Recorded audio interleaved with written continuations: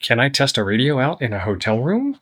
With my very own workstation? On the road and gotta do what I gotta do. Lovely view of the gas station across the street. I'm in an undisclosed location somewhere in central Iowa on my way to Ohio for Dayton Hamvention. Because of the magic of how video editing and YouTube posting and all that stuff works, you will probably see this video after Dayton Hamvention has happened. But I have some e-waste that I need to save from the dumpster. I gotta get this radio checked out, and I have a ham that has already purchased this one. It's another one of those Amazon returns that I don't have to repair, I just have to make sure it works and get it right back out to you guys. Let's get over to the bench, the hotel bench, and make this magic happen. The hotel workstation, and I brought some tools with me. I have my power supply with a cigarette lighter plug that goes to Anderson power poles for powering up the radio.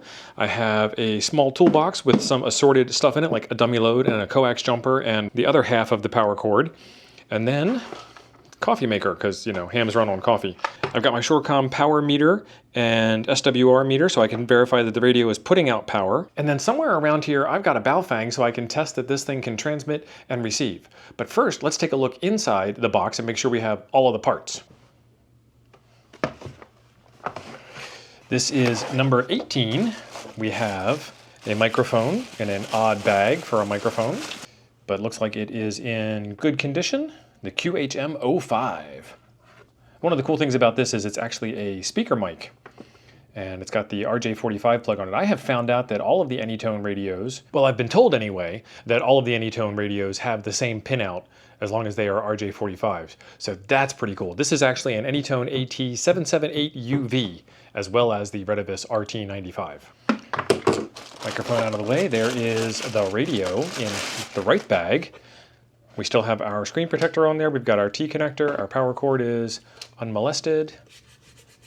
It's been touched. It's been used a little bit. Looks like it's okay overall, as usual. We have all of our accessories in the box. We have the mounting bracket. We have the programming cable. We have some of the screws. We've got the screws to mount the mounting bracket. We have the little plastic donuts to protect the radio from the mounting bracket and the screws. And I think we're missing stuff that's not terribly important. We're missing a wood screw and 2 star washers, but not a big deal. And then a little tiny bit of packing material that's also not that big of a deal. And an owner's manual, but I might have a spare owner's manual. I really like this case because it has everything I need in it to make sure that I get this thing tested out properly. And then I bring a bigger dummy load. The small dummy load I have in here is rated at 10 watts, which is great for testing HTs, but I want this one here because this is a 20 to 25 watt radio. You can test a 25 watt radio on a lower rated dummy load, but you can't key down for very long. So I just want to give myself that extra bit of runtime instead of just going, test, it works, and letting go. I want to give it a test and put some audio out and hear it, and then put some audio back in and hear that as well. So extra heat dissipation. That's all a dummy load really is it converts your radio's output power into heat. And then that case also serves to counter the effects of the dummy load being too heavy for the power meter. So we can either have it leaning sideways like that, or we can have it up in the air like that. Plug in our microphone. So now all that's left is to plug it in. She powers right up. It says Retevis, so nobody's changed the welcome. Hello, ouch, that was loud. Nobody's changed the welcome message. And it says 450. So it's opened up for ham radio. It's got a CTC tone on it. It's got an offset. So when I key down, it should change to a different frequency. There we go. 16.7 watts out on a different frequency there. Let's check the power level. Power high. 25 watts out on 70 centimeters, which is what I typically see. And now we're on 146.52. Let's test that out. 20 watts out, that's typically what I see there. Excellent. We've got another radio here to test, transmit, and receive. Frequency mode 146.520. All right, so we're on 146.520 here. We're on 146.520 there. Receiving just fine. KM9G testing. Where's my volume? Volume of 2. KM9G testing 1, 2, 3. KM9G testing 1, 2, 3. All right, we've got audio going that way. Let's check to make sure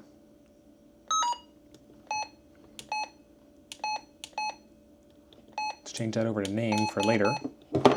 Thud.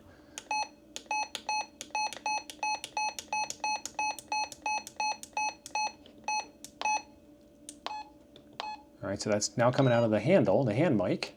KM9G testing 1 2 3. KM9G testing 1 2 3. That works. Let's go the other direction. KM9G. Now this light will turn up green when I start transmitting. There we go. We got a nice green light. Testing, testing. Yep, we've got some audio. So the audio gets that little bit of feedback because the sound coming out of my mouth into the radio, across the airwaves, into the other radio, out of the speaker, goes back into the microphone of the first speaker, and then that happens so fast that you just get that squeal. In case you were ever wondering why that happened. I bet most of you already knew that. We've got Chirp loaded up on macOS. I'm going to test out the programming cable, which is already plugged in over here.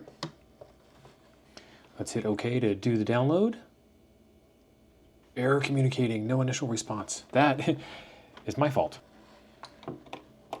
Gotta plug it in first. Try again. Oh, it's cloning from the radio, and the radio agrees. Let's see if there's any magical programming inside of this radio. All done. We have one total channel programmed in. I'm going to change that one. DTCS, nice. I'm going to change that to 146.520. I'm going to call it 2M call, if I can type correctly. No tone at all. And it is FM, and power is high. And then for funsies, 144.390, APRS, and we'll leave power at low. Radio, upload to radio, and let's go. Okay, let's switch this over to memory mode. There's the 2-meter calling frequency. That's why. There it is.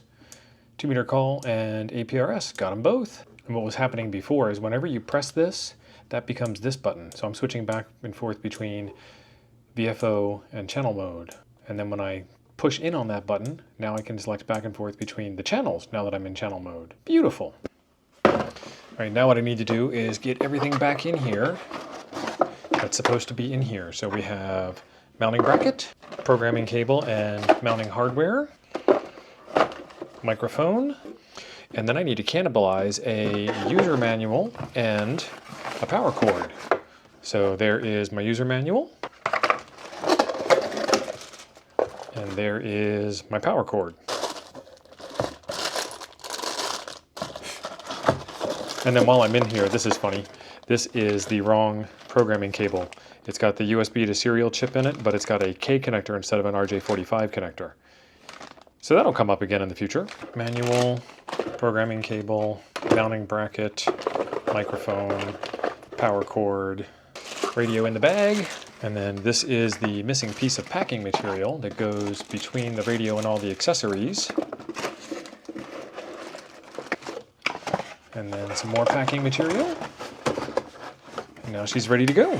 So if you want to get one of these radios that I have fully teched out and verified that it is working, there is a link in the description down below to see what my current inventory looks like. If you see one on there that you're interested in, shoot me an email, temporarilyoffline@gmail.com, and I will get you all the information you need to get this radio, or one of the other ones, in your hot little hands. I also have links down there for the power meter and for this really cool battery that I have been using for everything on my trip. It's been recharging my laptop, been charging my cell phone, been charging my watch, been powering my radios, and my 12-volt cooler in the truck to keep all my food cold while I'm driving. Hope to see you at Dayton, and if you see this video afterwards, I hope I saw you at Dayton. Otherwise, I have another video for you right over here I think you'll enjoy next. Thanks for being awesome. I'll see you over there.